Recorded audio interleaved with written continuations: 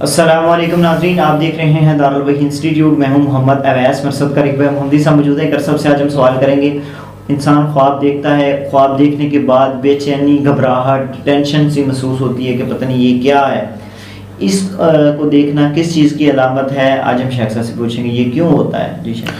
وعلیکم السلام. ویسا اس کی وجہ یہی ہے کہ انسان کو اللہ تنبیہ کر رہا ہے، جی. اس کو ہلا رہا ہے بھی تو نماز. جس بندے کو اس کی مثال مختلف ہو سکتی ہیں. جیسے بندہ سویا پڑا ہے، اس کے اوپر دباؤ پڑ گیا اور اس کی بے چینی، گھبراہٹ اس کے اوپر طاری ہو گئی اور چھوٹ نہیں رہا، اس طرح ہو گیا.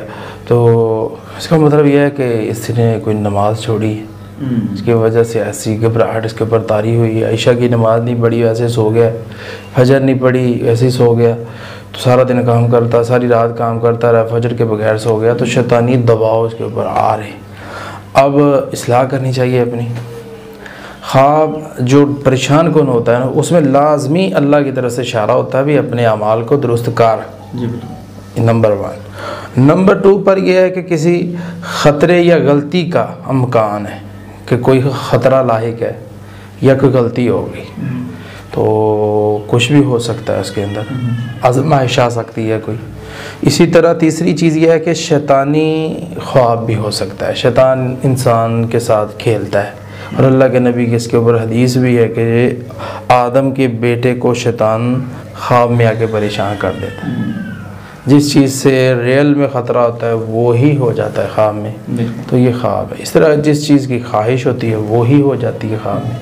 تو یہ اس کا کوئی معنی نہیں ہوتا. اسی طرح انسان جو ہے وہ استخارہ کیا ہے اس نے، اور استخارے کے بعد خواب آ گیا. خواب آیا اپوزٹ، صحیح نہیں آیا. ضروری نہیں ہے کہ وہ خواب جو ہے درست ہو سکتا ہے وہ ویسے بھی آ گیا، شیطان کی طرف سے بھی ہو سکتا ہے.